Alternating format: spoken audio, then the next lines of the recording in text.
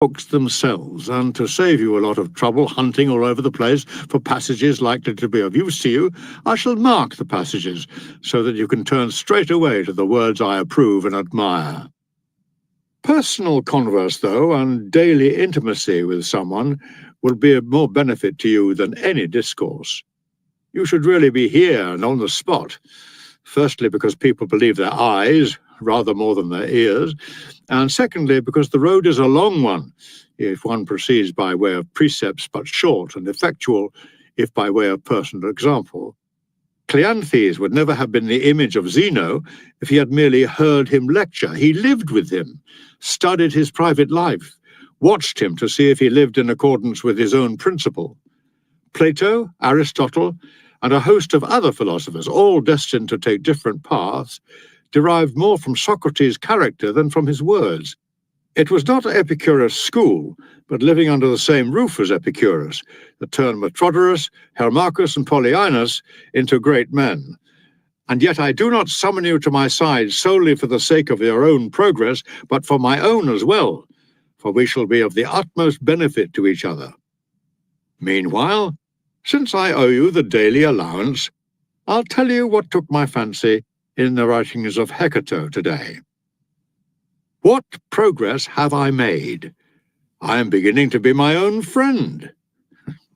That is progress indeed. Such a person will never be alone, and you may be sure he is a friend of all. Letter number 7.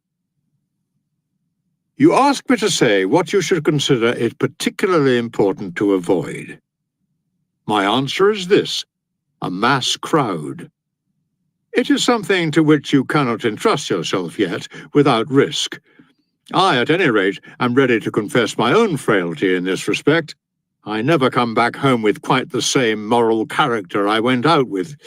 Something or other becomes unsettled where I had achieved internal peace. Someone or other of the things I had put to flight reappears on the scene.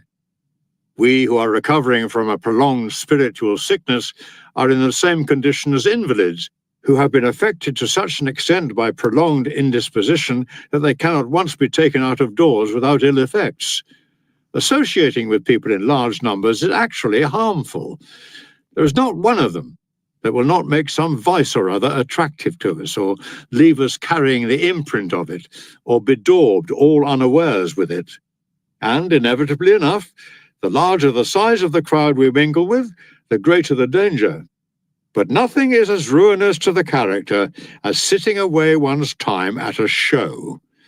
For it is then, through the medium of entertainment, that vices creep into one with more than usual ease. But what do you take me to mean? That I go home more selfish, more self-seeking, and more self-indulgent? Yes. And what is more, a person crueler and less humane through having been in contact with human beings. I happened to go to one of these shows at the time of the lunch hour interlude, expecting there to be some light and witty entertainment then, some respite for the purpose of affording people's eyes a rest from human blood. Far from it. All the earlier contests were charity in comparison. The nonsense is dispensed with now. What we have now is murder pure and simple. The combatants have nothing to protect them. Their whole bodies are exposed to the blows. Every thrust they launch gets home. A great many spectators prefer this to the ordinary matches, and even to the special popular demand ones, and quite naturally. There are no helmets and no shields repelling the weapons. What is the point of armor or of skill? All that sort of thing just makes the death slower in coming. In the morning, men are thrown to the lions and the bears, but it is the spectators they are thrown to in the lunch hour. The spectators insist that each on killing his man shall be thrown against another to be killed in his turn, and the eventual victor is reserved by them for some other form of butchery. The only exit for the contestants is death. Fire and steel keep the slaughter going. And all this happens while the arena is virtually empty. But he was a highway robber. He killed a man. And what of it? Granted that as a murderer he deserved this punishment, what have you done, you wretched fellow, to deserve to watch it? Kill him, flog him, burn him. Why does he run at the other man's weapon in such a cowardly way? Why isn't he less half-hearted about killing? Why isn't he a bit more enthusiastic about dying? Whip him forward to get his wounds. Make them each offer the other a bare breast and trade blow for blow on them. And when there is an interval in the show, let's have some throats cut in the meantime so that there's something happening. Come now, I say. Surely you people realize, if you realize nothing else, that bad examples have a way of recoiling on those who set them? Give thanks to the immortal gods that the men to whom you are giving a lesson in cruelty are not in a position to profit from it.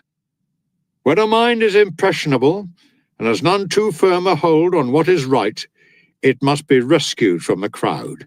It is so easy for it to go over to the majority.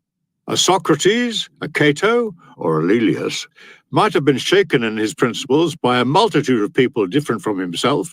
Such is the measure of the inability of any of us, even as we perfect our personality's adjustment, to withstand the onset of vices when they come with such a mighty following. A single example of extravagance or greed does a lot of harm. An intimate who leads a pampered life gradually makes one soft and flabby. A wealthy neighbor provides cravings in one. A companion with a malicious nature tends to rub off some of his rust, even on someone of an innocent and open-hearted nature. What, then, do you imagine the effect on a person's character is when the assault comes from the world at large? You must inevitably either hate or imitate the world. But the right thing is to shun both courses. You should neither become like the bad because they are many, nor be an enemy of the many because they are unlike you. Retire into yourself as much as you can. Associate with people who are likely to improve you. Welcome those whom you are capable of improving. The process is a mutual one. Men learn as they teach. And there is no reason why any pride in advertising your talents abroad should lure you forward into the public eye, inducing you to give readings of your works or deliver lectures. I should be glad to see you doing that if what you had to offer them was suitable for the crowd I've been talking about, but the fact is, not one of them is really capable of understanding you. You might perhaps come across one here and there, but even they would need to be trained and developed by you to a point where they could grasp your teaching.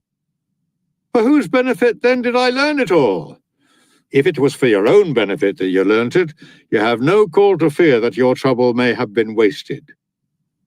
Just to make sure that I have not been learning solely for my own benefit today, let me share with you 3 fine quotations I have come across, each concerned with something like the same idea. One of them is by way of payment of the usual debt so far as this letter is concerned, and the other 2 you are to regard as an advance on account. To me, says Democritus, a single man is a crowd, and a crowd is a single man. Equally good is the answer